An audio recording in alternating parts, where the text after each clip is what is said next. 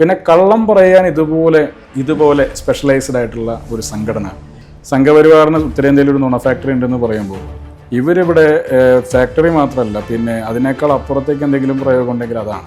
ഇവിടെ അതിൻ്റെ ഡിസ്ട്രിബ്യൂഷനും അതിൻ്റെ ഹോൾസെയിലും റീറ്റെയിലും എല്ലാം ഇവർ തന്നെയാണ്. DYFIയും SFIയും പിന്നെ അവരുടെ മഹിളാ സംഘടനകളും ഈ പറയുന്ന CPM ഉണ്ടെങ്കിൽ. വയനാട്ടിൽ വീട് വെച്ചു കൊടുക്കാമെന്ന് പറഞ്ഞു, വീട് വെച്ചു കൊടുത്തില്ല, ഫണ്ട് തട്ടിച്ചു, കള്ളന്മാരാണ്, കള്ളം പറഞ്ഞവരാണ്, അങ്ങനെ പല പല വാക്കുകൾ, അപവാദങ്ങൾ കേട്ടിട്ടുണ്ട്. OJ ജനീഷ് എന്ന പേര് കേൾക്കുമ്പോൾ യൂത്ത് കോൺഗ്രസ് LDFന്റെ ഏറ്റവും വലിയ തെരഞ്ഞെടുപ്പ് പ്രചരണായുധം പിന്നെ ഞാൻ വയനാട് ഫണ്ടിൽ തിരിമറി കാണിച്ചു എന്നുള്ളതാണ് ഏറ്റവും വലിയ തെരഞ്ഞെടുപ്പ് പ്രചരണായുധം. പറഞ്ഞൊരു കാര്യം മനസ്സിലാക്കിക്കാൻ പറ്റാത്ത ഒരു പ്രത്യേക വർഗത്തിൽപ്പെടുന്ന ആളുകളാണ് കമ്മ്യൂണിസ്റ്റ് പാർട്ടിയുടെ ആളുകൾ എന്നുള്ളൊരു പ്രശ്നമുണ്ട്. മുഖ്യമന്ത്രിയുടെ ദുരിതാശ്വാസ നിധിയിലേക്ക് DYFI 1 രൂപ പോലും കൈമാറിയിട്ടില്ല. രക്തസാക്ഷി ഫണ്ട് അപഹരിച്ചു എന്ന് ആരോപണം ഉന്നയിച്ച കുഞ്ഞികൃഷ്ണന്റെ വീട്ടിലേക്ക് ഒരു മാർച്ച് നടത്തി. രക്തസാക്ഷി ഫണ്ട് കട്ടെടുത്തു എന്ന് ആരോപണ വിധേയനായ മധുസൂദന്റെ വീടിന് മുമ്പ് ഒരു കാവല് നിന്നു. ഇവരെ പോലെ ഇരട്ടത്താപ്പ് വേറെ ആക്കാൻ ഒരു 10 ആൾക്ക് ജോലി കൊടുക്കാൻ സാധിക്കുന്ന ഒരു പ്രൊജക്റ്റ് പോലും LDFനെ സംബന്ധിച്ച് ഇവിടെ ചൂണ്ടിക്കാണിക്കാനില്ല. എന്നാൽ കോൺഗ്രസിനെ സംബന്ധിച്ച് അങ്ങനെയല്ല. ഓരോ പഞ്ചായത്തിലും ഒരു ഘട്ടം കഴിഞ്ഞാൽ എത്ര കാലം അടിച്ചമർത്തി വെച്ചാലും ഒരു ഘട്ടം കഴിഞ്ഞാൽ ജനങ്ങൾ പ്രതികരിക്കും. അപ്പോൾ കോട്ടകളൊക്കെ തകരും. എല്ലാ കോട്ടകളും തകരട്ടെ. ഇനി അഥവാ ഏത് കോട്ടയാണെങ്കിലും അങ്ങനെ പൊളിച്ചാൽ പൊളിയാത്ത ഒരു കോട്ടയും കേരളത്തിലില്ല എന്നുള്ളത് ഈ തെരഞ്ഞെടുപ്പിൽ തെളിയിക്കപ്പെടും. നേഷൻ ഫെസ്റ്റിൽ ഇന്ന് നമ്മോടൊപ്പം ഉള്ളത് യൂത്ത് കോൺഗ്രസിന്റെ അധ്യക്ഷനും അതുപോലെ തന്നെ കൊടുങ്ങല്ലൂരിലെ UDF സ്ഥാനാർത്ഥിയുമായ OJ ജനീഷാണ്. നമസ്കാരം OJ. നമസ്കാരം. അപ്പോൾ കൊടുങ്ങല്ലൂരിൽ ചെങ്കോട്ടയിൽ UDFന് വേണ്ടി മത്സരിക്കുകയാണ്, പരിചിത മുഖമാണ്. എന്നാലും എങ്ങനെ പോകുന്നു പ്രചാരണ പരിപാടികളൊക്കെ? ആദ്യത്തെ കാര്യം ചെങ്കോട്ടയല്ല, ചെങ്കോട്ട എന്നറിയപ്പെടുന്ന കൊടുങ്ങല്ലൂർ അത് പഴയ കൊടുങ്ങല്ലൂരാണ്.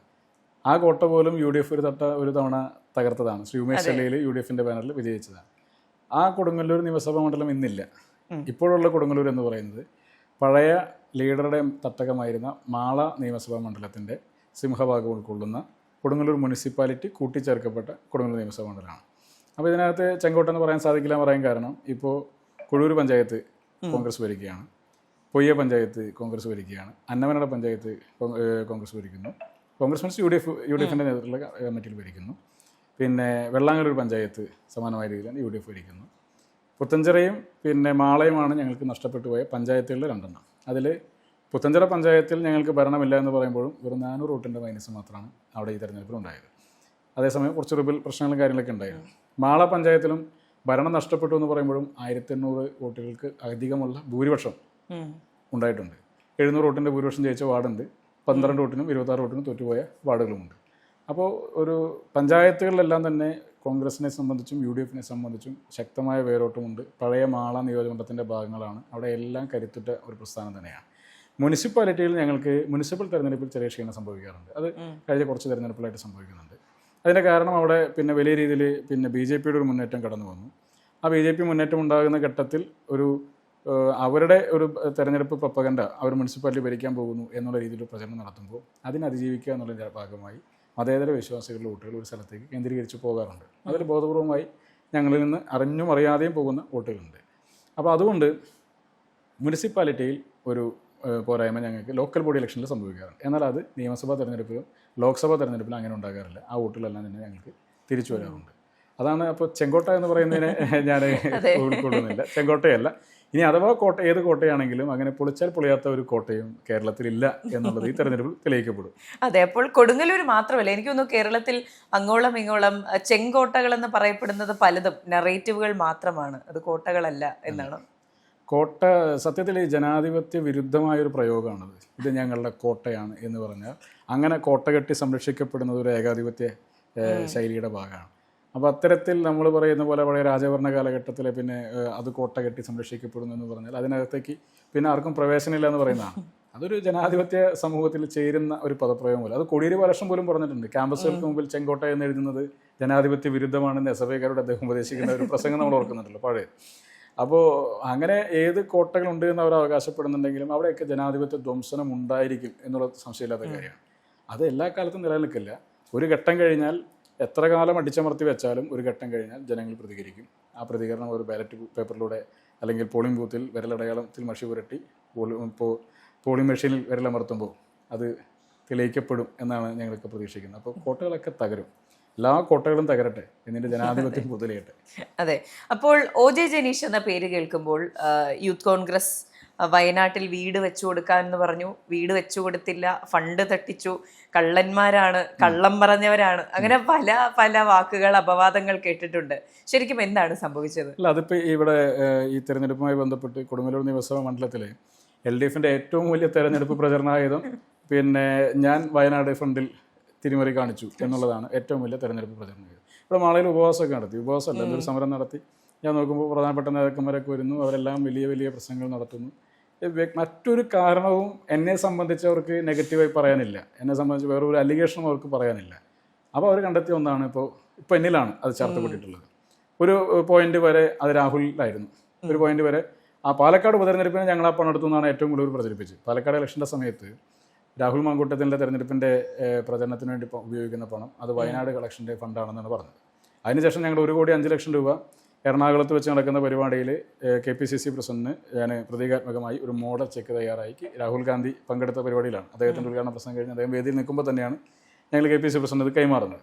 ഞാനും പിന്നെ അഭിമുറക്കുണ്ട്, ബിനു ചുള്ളിയുണ്ട്, നമ്മുടെ സംസ്ഥാന വൈസ് പ്രസിഡന്റ് അനിതാജ് ഉണ്ട്, ഹരിതബാബു ഉണ്ട്. ഞങ്ങളെല്ലാ ഭാരവാഹികളും കൂടി ഒരുമിച്ചാണ്, സംഘടനാ ജനറൽ സെക്രട്ടറി ജോമോനുണ്ട്. അങ്ങനെ ഞങ്ങൾ പ്രധാനപ്പെട്ട സംസ്ഥാന വൈസ് പ്രസിഡന്റുമാരും സംഘടനാ സെക്രട്ടറിയും ഒരുമിച്ച് കയറി ചെന്നിട്ടാണ് വേദിയിൽ വെച്ച് KPCC പ്രസിഡന്റ് ചെക്ക് കൈമാറുന്നത്. ഞങ്ങൾ മോഡൽ ചെക്കാണ്. എന്നാൽ ഞങ്ങൾ അന്നല്ല പണം കൊടുത്തത്, ഞങ്ങൾ അതിന് മുമ്പാണ് പണം കൊടുത്തത്. തിരുവനന്തപുരത്ത് KPCCയുടെ നേതൃത്വത്തിലുള്ള രാപ്പകൽ സമരം നടക്കുന്ന തീയതിയിലാണ് ഞങ്ങൾ പണം അക്കൗണ്ടിലേക്ക് കൈമാറിയത്. അക്കൗണ്ടിലേക്ക് പണം മുന്നേ കൈമാറിയെങ്കിലും അതിൻ്റെ ഒരു ആളുകളുടെ ഒരു പ്രസൻറ്റേഷനാണ്, അതായത് നമ്മുടെ സഹപ്രവർത്തകർ സമാഹരിച്ച തുകയാണ്. അപ്പോൾ അത് പാർട്ടിക്ക് കൈമാറിയതിൻ്റെ ഒരു മോഡൽ ചെക്ക് നൽകുന്ന ഒരു പരിപാടി ഞങ്ങൾ രാഹുൽ ഗാന്ധിയുടെ പരിപാടിയിൽ വെച്ചിട്ടാണ് കൊടുത്തത് എന്നത് മാത്രമേ ഉള്ളൂ. അപ്പോൾ അതെല്ലാ ചാനലിലും വന്നതാണ്, എല്ലാ മാധ്യമങ്ങളിലും അത് കണ്ടതാണ്, എല്ലാ മാധ്യമങ്ങളിലും ലൈവിൽ തന്നെ അത് പോയതുമാണ്.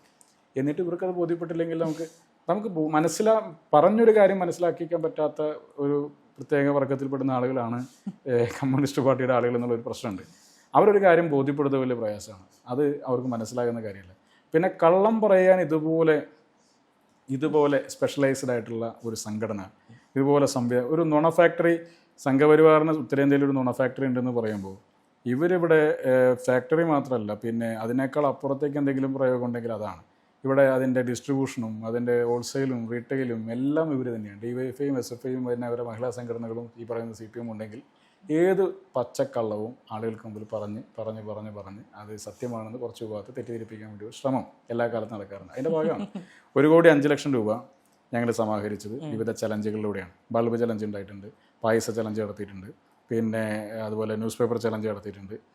ഞങ്ങൾ ആക്രി ചലഞ്ച് അധികം നടത്തിയിട്ടുമില്ല, അതൊരു യാഥാർത്ഥ്യമാണ്. അതിൽ ആ സമയമായപ്പോഴേക്കും ആദ്യത്തെ കളക്ഷനിൽ ഇവരൊക്കെ പോയി. അപ്പോൾ അങ്ങനെ ഓരോരോ പരിപാടിയിലൂടെയാണ് സമാഹരിച്ചത്. ഞങ്ങൾ അസംബ്ലി കമ്മിറ്റികൾക്ക് കൊടുത്ത ടാർഗറ്റ് ഒരു അസംബ്ലിയിൽ ഏറ്റവും ചുരുങ്ങിയത് 50,000 രൂപ, ഒരു 2.5 ലക്ഷം രൂപയെങ്കിലും കണ്ടെത്തണം എന്നുള്ളതാണ്.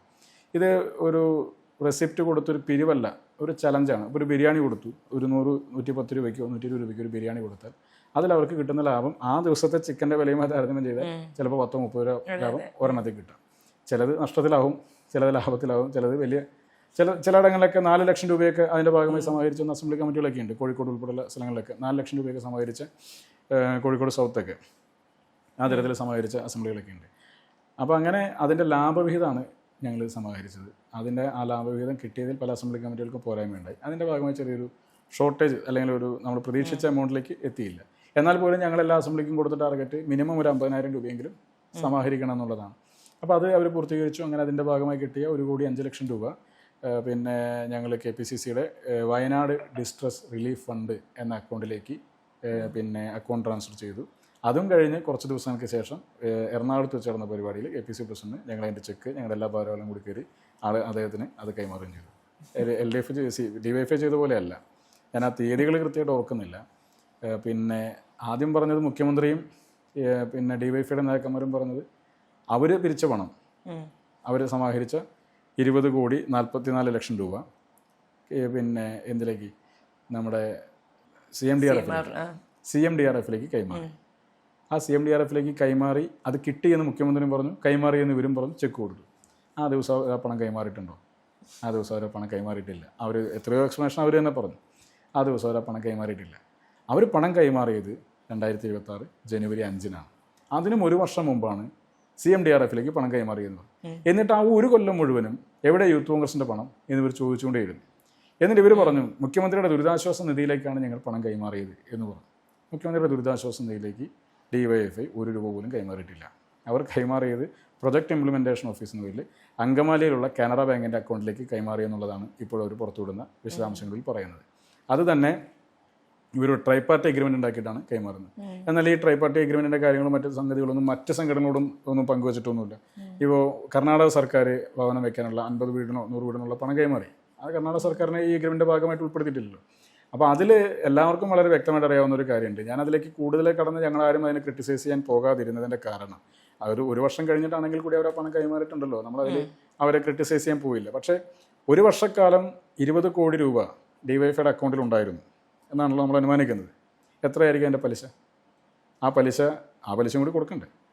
CMDRFലേക്ക് പണം കൈമാറി എന്ന് പറഞ്ഞ് ചെക്ക് കാണിച്ച് ആളുകളുടെ മുമ്പിൽ ഞങ്ങളിതാ പണം കൈമാറി എന്ന് പറഞ്ഞ് ഫേസ്ബുക്ക് പോസ്റ്റ് വിട്ടു, പിന്നെ സംഘടന ഔദ്യോഗികമായി വാർത്ത കൊടുത്തു, എല്ലാ മാർക്കറ്റിങ്ങും നടത്തി. എന്നിട്ട് ഞങ്ങളോട് എവിടെ നിങ്ങളുടെ പണം എന്ന് ചോദിച്ചുകൊണ്ടിരുന്നു. ഞങ്ങളുടെ അക്കൗണ്ടിൽ ആ പണം സൂക്ഷിച്ചുകൊണ്ടിരിക്കുന്നത് ശരിയല്ല. അത് മുഴുവനും പിന്നെ ഷുക്കൂർ വക്കീൽ കോടതിയിലും പോയി ഇതൊക്കെ പിരിച്ച പണം CMDRFലേക്ക് അടപ്പിക്കണം എന്ന് പറഞ്ഞിട്ട് നമ്മുടെ കാസർഗോഡത്തെ ഷുക്കൂർ വക്കീൽ കോടതിയിലും പോയല്ലോ. കോടതി അദ്ദേഹത്തെ പിന്നെ തള്ളിക്കളയുകയും ചെയ്തു. അപ്പോൾ ഇതൊക്കെ ചെയ്തുകൊണ്ടിരുന്ന ആളുകളാണ് ഇപ്പോൾ വന്നിട്ട് പിന്നെ വയനാടിൻ്റെ ഫണ്ടിൻ്റെ പേരിൽ ഞങ്ങൾ തട്ടിപ്പ് നടത്തി എന്നൊക്കെ പറഞ്ഞിരിക്കുന്നത്. അങ്ങനെയല്ല, 1,05,00,000 രൂപയാണ് ഞങ്ങൾക്ക് അതിൻ്റെ ഭാഗമായി സമാഹരിക്കാൻ സാധിച്ചത്. അത് ആദ്യഘട്ട നിർമ്മാണത്തിൻ്റെ ഭാഗമായി KPCCയുടെ ഫണ്ടിലേക്ക് ഞങ്ങൾ കൈമാറി. ഇപ്പോൾ അവിടെ സ്ഥലം പാർട്ടി കാശ് കൊടുത്ത് വാങ്ങി നിർമ്മാണ പ്രവർത്തനങ്ങൾ ആരംഭിക്കാനുള്ള കാര്യങ്ങൾ ചെയ്തുകൊണ്ടിരിക്കുന്നു. അപ്പോൾ അത് അധികം വൈകാതെ തന്നെ അവിടുത്തെ നിർമ്മാണങ്ങളൊക്കെ ആരംഭിക്കും. അവിടെ 405 കുടുംബങ്ങൾക്കാണ് വീട് കൊടുക്കേണ്ടത്. അതിലേതാണ്ട് 178 വീട് മാത്രമാണ് ഇപ്പോൾ പൂർത്തീകരിക്കപ്പെട്ടിട്ടുള്ളത്. 100ഓളം ആളുകളാണ് സർക്കാരിൽ നിന്ന് പണം വാങ്ങി വീട് വാങ്ങാതെ പോയത്. അപ്പോൾ 178 വീട് ഈ പറയുന്ന വയനാട് ദുരന്തമുണ്ടായതിനു ശേഷം ഇന്നീ 4 ദിവസം വരെ സർക്കാരിന് പൂർത്തീകരിക്കാൻ കഴിഞ്ഞിട്ടുള്ളൂ. അത് കൊടുത്തിട്ടില്ലല്ലോ. അവിടെ ആളുകൾ താമസം തുടങ്ങിയിട്ടില്ലല്ലോ. അവിടെ അതിൻ്റെ ഡ്രെയിനേജ് ഉൾപ്പെടെയുള്ള നിർമ്മാണ പ്രവർത്തനം പൂർത്തീകരിക്കപ്പെട്ടിട്ടില്ലല്ലോ. ഇലക്ഷന് മുമ്പ് വളരെ തിടുക്കപ്പെട്ട് അതിൻ്റെ ഉദ്ഘാടനം നടത്തി. എന്നിട്ട് നേരെ വന്ന് മാളയിലും കൊടുങ്ങല്ലൂരും വന്ന് ചോദിക്കുകയാണ് വയനാടിൻ്റെ വീട് എവിടെ, ആ പണം എടുത്ത് യൂത്ത് കോൺഗ്രസ് പ്രസിഡന്റ് ഞാൻ ഇവിടെ മത്സരിക്കുന്നതിൻ്റെ പിന്നെ ആ പണം എടുത്ത് മത്സരിക്കുകയാണ് എന്നൊക്കെ പറഞ്ഞിട്ടാണ് വലിയ പ്രചരണം നടത്തിക്കൊണ്ടിരിക്കുന്നത്. അതൊരു ദുഷ്പ്രചരണം മാത്രമാണ്. അതിന് ഞാൻ മറുപടിയേ ഇതുവരെ പറഞ്ഞിട്ടില്ല. ഞങ്ങളാരും അതിനെ സംബന്ധിച്ച് ഒരുപാട് പോസ്റ്റർ ഒട്ടിച്ചു, ഒരുപാട് മൈക്ക് വെച്ചിട്ട് പ്രസംഗിക്കുന്നുണ്ട്. ഇനിയും കുറേ കോർണറിൽ മൈക്ക് ഒട്ടിച്ച് പ്രസംഗിക്കുന്നു പറയും. ഇപ്പോൾ ഞാൻ ഇന്ന് രാവിലെ ദേശാഭിമാനി പത്രത്തിൽ കണ്ട വാർത്ത, ചൂലുമായി വന്ന് വീട്ടമ്മമാർ പിന്നെ വയനാട് പണം കട്ടെടുത്ത യൂത്ത് കോൺഗ്രസ് സംസ്ഥാന പ്രസിഡന്റ് OJ ജനീഷിനെതിരെ പ്രതിഷേധിക്കുന്നതാണ്. ഒന്ന്, ഈ കളക്ഷൻ നടക്കുന്ന സമയത്ത് പ്രസിഡന്റ് ഞാനല്ല, കളക്ഷൻ നടക്കുന്ന സമയത്ത് പ്രസിഡന്റ് രാഹുലാണ്. അന്ന് മുഴുവൻ രാഹുലിൻ്റെ തലയിലായിരുന്നു. അതിന് കഴിഞ്ഞതിന് ശേഷം ഞാൻ വന്നതിന് ശേഷം അക്കൗണ്ടിൻ്റെ പേരിലേക്ക് ചേഞ്ച് ചെയ്തതിന് ശേഷം അതിനകത്തുള്ളത് 1,05,00,000 രൂപ. ആ പണം അതിൻ്റെ ഭാഗമായി സമാഹരിച്ച 1,05,00,000 രൂപ. ആ 1,05,00,000 രൂപ ഞാൻ ചെക്ക് ഒപ്പിട്ട് നേരെ KPC പ്രസിഡന്റ്, ഞാനും എൻ്റെ സംഘടനാ ജനറൽ സെക്രട്ടറിയാണ് അതിൻ്റെ അക്കൗണ്ട് ഹോൾഡർ, ഞങ്ങൾ അത് കൈമാറുക മാത്രമേ ചെയ്തിട്ടുള്ളൂ. അപ്പോൾ എന്നെപ്പറ്റി അതിനകത്ത് ഇവർക്ക് കണക്ട് ചെയ്യാവുന്ന ഒന്നുമില്ല. മുമ്പുണ്ടായിരുന്ന ആളുകളെ സംബന്ധിച്ച് കണക്ട് ചെയ്യുന്ന ഒന്നുമില്ല. തരാതരങ്ങൾക്കനുസരിച്ച് പാലക്കാട് ഉപതെരഞ്ഞെടുപ്പ് വന്നു, രാഹുലിനെ പറഞ്ഞു, ഇവിടെ വന്നപ്പോൾ എന്നെ പറഞ്ഞു, ഇനി എൻ്റെ സ്ഥാനത്ത് മറ്റൊരാളായിരുന്നെങ്കിൽ ഇവരവരെയും പറയും. അപ്പോൾ ആരെയെങ്കിലും ഒക്കെ കോർണർ ചെയ്യുക എന്നുള്ളത് ഇവരുടെ ഒരു സ്ഥിരം പ്രചരണ പരിപാടിയാണ്. അതങ്ങനെ നടക്കുന്നു എന്ന് കണക്കാക്കിയാൽ മാത്രം മതി. എന്തായാലും ആ വീട്ടന്മാരെല്ലാവരും കൂടി ചൂലും കൊണ്ട് ഇവിടുത്തെ ഫണ്ട് അന്വേഷിച്ച് വരുന്നതിന് പകരം അവർ പിന്നെ എപ്പോഴെങ്കിലൊക്കെ പിന്നെ പയ്യന്നൂർ MLA കാണുമ്പോൾ പ്രസ്ഥാനത്തിന് വേണ്ടി ജീവൻ ബലിയർപ്പിച്ച അല്ലെങ്കിൽ ഒരു സ്വന്തം മാതാപിതാക്കളുടെ മുമ്പിൽ വെച്ച് കൊല ചെയ്യപ്പെട്ട ധനരാജിൻ്റെ പേരിൽ പിരിച്ച പണം എവിടെയെന്ന കുഞ്ഞികൃഷ്ണൻ്റെ ചോദ്യത്തിന് ഇതുവരെ ഒരു മറുപടി അവർക്ക് പറയാൻ പറ്റിയിട്ടില്ല. ധനരാജിന് വേണ്ടി പിരിച്ച പണത്തെ സംബന്ധിച്ച് ചോദിക്കുമ്പോൾ CPM ജില്ലാ സെക്രട്ടറി പറയുന്നത് അത് പിന്നെ ബഹുജനങ്ങളോട് ഞങ്ങൾ പറയും. അപ്പോൾ ബഹുജനങ്ങളോട് പറയുന്നില്ല, ബഹുജനം എന്ന് പറഞ്ഞാൽ പൊതുജനമല്ല. അങ്ങനെ കുറേ പരാമർശങ്ങൾ പ്രസ്ഥാനങ്ങളെല്ലാം നമ്മൾ കണ്ടിട്ടുള്ളൂ. അതിനപ്പുറത്തേക്ക് പോയിട്ടില്ല. ആരോപണ വിധേയർക്ക് സ്ഥാനാർത്ഥിത്വം കൊടുത്തിട്ടുണ്ട്. അദ്ദേഹം സ്ഥാനാർത്ഥിയായി. ഞാൻ ഈ DYFIയുടെ ഒരു പിന്നെ അവരുടെ ഒരു പൊളിറ്റിക്കൽ വില്ല് നമ്മൾ അംഗീകരിക്കാതിരിക്കാൻ പറ്റില്ല. കാരണം പിന്നെ രക്തസാക്ഷി ഫണ്ട് അപഹരിച്ചു എന്ന് ആരോപണം ഉന്നയിച്ച കുഞ്ഞികൃഷ്ണൻ്റെ വീട്ടിലേക്ക് ഒരു മാർച്ച് നടത്തി. രക്തസാക്ഷി ഫണ്ട് കട്ടെടുത്തു എന്ന് ആരോപണ വിധേയനായ പിന്നെ മധുസൂദൻ്റെ വീടിന് മുമ്പിൽ കാവൽ നിന്നു. ഇവരെ പോലെ ഈ ഇരട്ടത്താപ്പ് വേറെ ആർക്കാൻ എനിക്ക് സാധിക്കും. അപ്പം അതിനെപ്പറ്റി കൂടുതൽ പറയാതിരിക്കാനല്ലോ. അതെ. അപ്പോൾ കൊടുങ്ങല്ലൂരിൽ എന്താണ് ഇപ്പോൾ കൊടുങ്ങല്ലൂർ MLA ആയിരിക്കുന്നത് LDFന്റെ ഒരാളാണ്. അപ്പോൾ എന്താണ് കൊടുങ്ങല്ലൂരിൽ ഇല്ലാത്തത്? കൊടുങ്ങല്ലൂരിൽ കഴിഞ്ഞ 10 വർഷം മുമ്പ് ശ്രീ TM പ്രതാപനായിരുന്നു MLA. അതെ. അതിനു മുമ്പ് 5 വർഷക്കാലം ശ്രീ AK ചന്ദ്രനായിരുന്നു MLA. അദ്ദേഹം മാളയിലാണ്, കൊടുങ്ങല്ലൂരല്ല, പഴയ മാളയിൽ. അതിനു മുമ്പ് ശ്രീ TU രാധാകൃഷ്ണൻ MLA ആയിരുന്നു. അതിനു മുമ്പ് Shri US ശശിയും Shri VK Rajan MLA ആയിരുന്നു. അതിനു മുമ്പ് ഒരു 3.5 പതിറ്റാണ്ട് കാലത്തോളം leader Shri K Karunakaran MLA ചെയ്തു. അപ്പോൾ മുനിസിപ്പാലിറ്റി ഇങ്ങോട്ട് ആഡ് ചെയ്തതിന് ശേഷമാണ് അതിൻ്റെ പേര്, മണ്ഡലത്തിൻ്റെ പേര് മാറി കൊടുങ്ങല്ലൂർ എന്നായി മാറിയത്. അപ്പോൾ ആ കൊടുങ്ങല്ലൂരിൽ ശ്രീ TM പ്രതാപൻ MLA ആയിരുന്ന ഘട്ടത്തിൽ UDFൻ്റെ സർക്കാരിനായ സമയത്ത് ഒരുപാട് പദ്ധതികൾ ഇതിൻ്റെ ഭാഗമായി കൊണ്ടുവന്നു. ലീഡർ ശ്രീ കെ കരുണാകരൻ്റെ കാലഘട്ടത്തിൽ ഉണ്ടായിരുന്നതും കൊണ്ടുവന്നതുമായ പല പദ്ധതികളും വീണ്ടും നമ്മൾ പുനരുജ്ജീവിപ്പിച്ച് അതിനൊക്കെ ജീവൻ കൊടുത്ത് അത് പിന്നെ നിർമ്മാണ പ്രവർത്തനം പൂർത്തീകരിച്ച് ജനങ്ങൾക്ക് സമർപ്പിക്കുന്ന ഘട്ടം വരെ എത്തിയ ഒരു വികസനം ഈ നിയമസഭാ മണ്ഡലത്തിനകത്തുണ്ടായി. അതിൽ എൻ്റെ വീടിന് തൊട്ടടുത്തുള്ള കുഴൂർ കോഴിത്തിട്ട ഫാക്ടറി അത് ലീഡറുടെ കാലഘട്ടത്തിൽ കൊണ്ടുവന്നതാണ്. പക്ഷേ പിന്നീട് അത് പല കാരണങ്ങൾ കൊണ്ട് അത് പൂർത്തീകരിക്കപ്പെടാതെ പോയി. വർഷങ്ങളോളം അതിങ്ങനെ കിടന്നു. അത് പക്ഷേ അതിന് സ്ട്രക്ചർ മാത്രം ഉണ്ടായിരുന്നതിനെ അതിനെ പിന്നെ ഒരു കെട്ടിടമാക്കി മാറ്റി അതിൻ്റെ ഉള്ളിൽ മെഷീനറീസ് വന്നു. അതിൽ പ്രൊഡക്ഷൻ നടത്താവുന്ന സാഹചര്യമായി. അവിടെ ആദ്യഘട്ട നിർമ്മാണോദ്ഘാടനവും ജനങ്ങൾക്ക് സമർപ്പിക്കുന്ന പരിപാടിയും ഒക്കെ നടന്നു. എല്ലാം നടന്ന സ്ഥാപനം ഇന്ന് അവിടെ പൂട്ടിക്കിടക്കുകയാണ്. കാട് പിടിച്ച് കുറുക്കനും പാമ്പുമൊക്കെയായി അതങ്ങനെ ഒരു വനമായി കിടക്കുന്ന സാഹചര്യം അവിടെയുണ്ട്.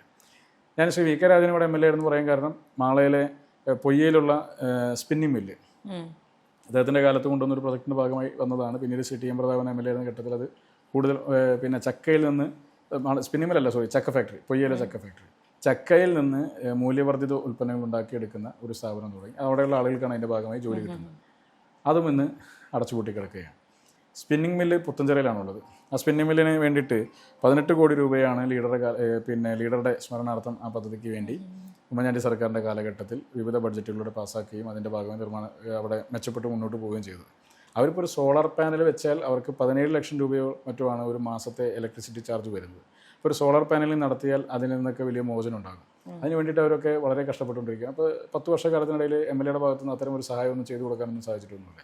അപ്പോൾ മാളയുടെ പ്രത്യേകത, മാളയിൽ leader Shri K Karunakaran MLA ആയിരുന്നു എന്നുള്ളത് കൊണ്ട് തന്നെ തൊട്ടപ്പുറത്ത് കൊടുങ്ങല്ലൂരിൻ്റെ ഭാഗങ്ങളൂരിൽ ശ്രീ വി കെ രാജനുമായിരുന്ന കാലഘട്ടത്തിലൊക്കെ തന്നെ ഈ പ്രദേശങ്ങളിലൊക്കെ വലിയ രീതിയിലുള്ള മുന്നേറ്റം ഉണ്ടായിരുന്നു.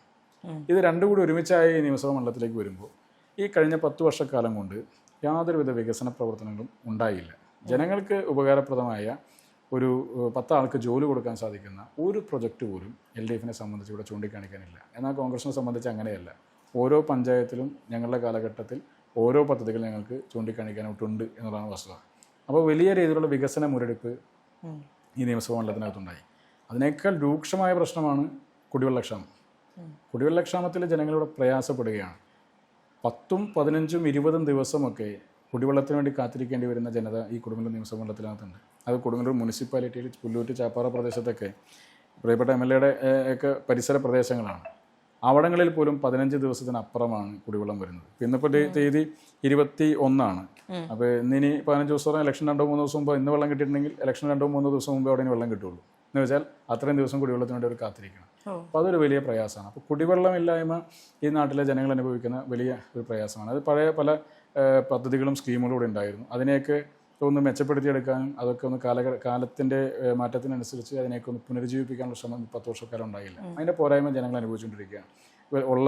ഉള്ള പിന്നെ ലിഫ്റ്റ് ഇറിഗേഷൻ പദ്ധതികളൊക്കെ തന്നെ കുറേ കൂടി ഒന്ന് മെച്ചപ്പെടുത്തി കൊണ്ടുവന്നിരുന്നെങ്കിലും അതോടൊപ്പം തന്നെ വൈന്തലയിലെ ഒരു വലിയ വാട്ടർ ടാങ്ക് ഉണ്ട്. അവിടെ നിന്നാണ് ബാക്കി എല്ലാ സ്ഥലങ്ങളിലേക്കും വെള്ളം പമ്പ് ചെയ്ത് പോകുന്നത്. അപ്പോൾ അവിടുത്തെ മോട്ടറിൻ്റെ കപ്പാസിറ്റി വർദ്ധിപ്പിക്കുകയോ ടാങ്കുകളുടെ സംഭരണ ശേഷി വർദ്ധിപ്പിക്കുകയോ ഉൾപ്പെടെയുള്ള കാര്യങ്ങളൊക്കെ ചെയ്യാമായിരുന്നു.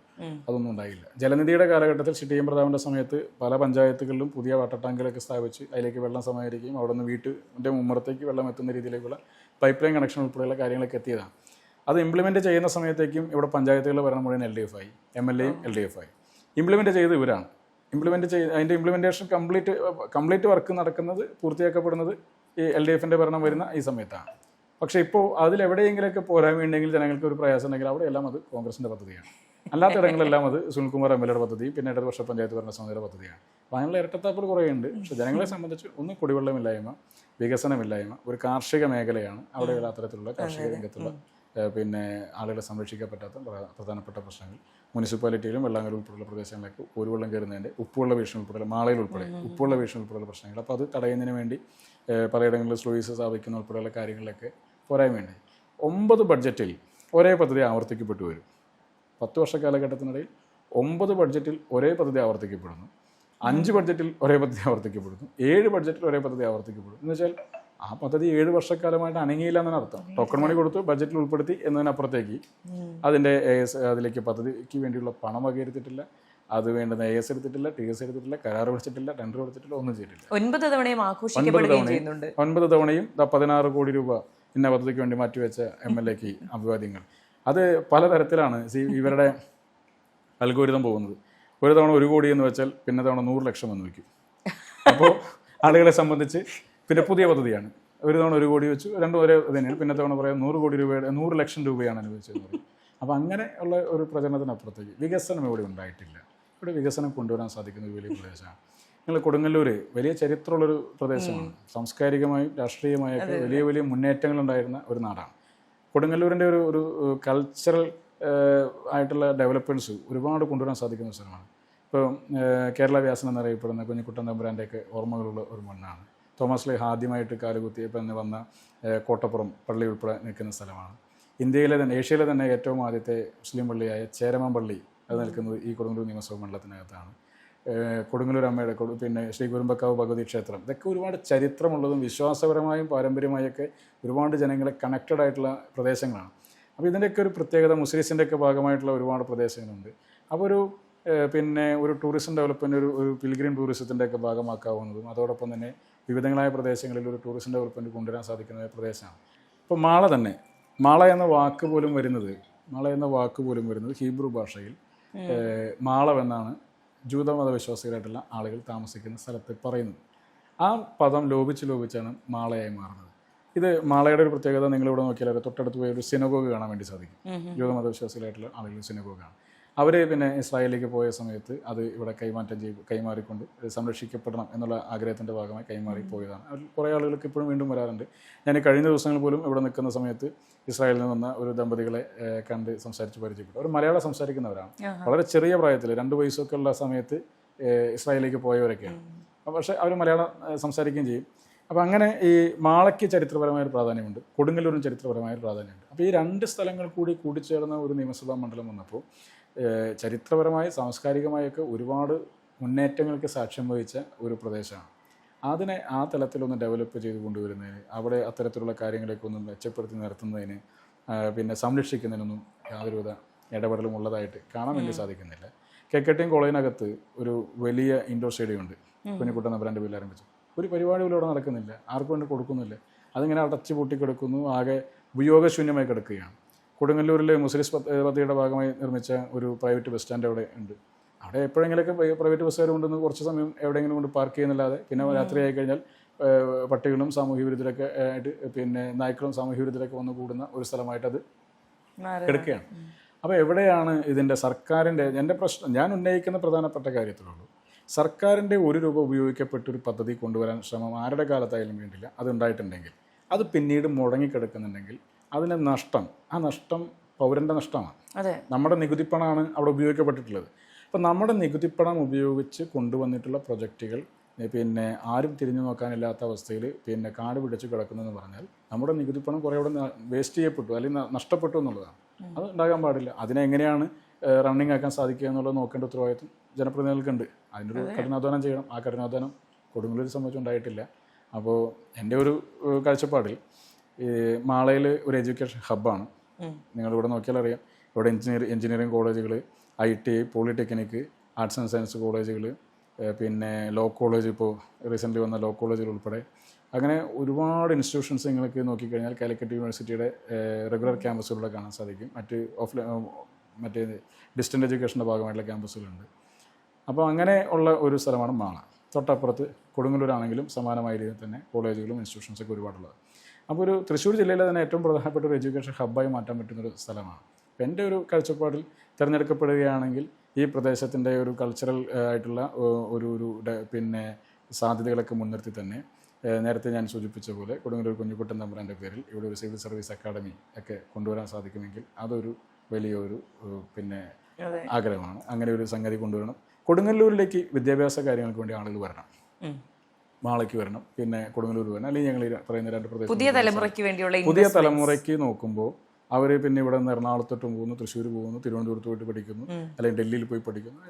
അവിടെ നല്ല ആളുകൾക്ക് ഇവിടെ വന്ന് പഠിക്കാവുന്ന രീതിയിലുള്ള ഇൻസ്റ്റിറ്റ്യൂഷൻസ് ഡെവലപ്പ് ചെയ്യണം. അത് സ്വകാര്യ മേഖലയായാലും കുഴപ്പമില്ല, സർക്കാർ മേഖലയായാലും കുഴപ്പമില്ല. അതിന് വേണ്ടുന്ന ഒരു ആംബിയൻസ് സൃഷ്ടിക്കപ്പെടണം എന്നുള്ളതാണ്.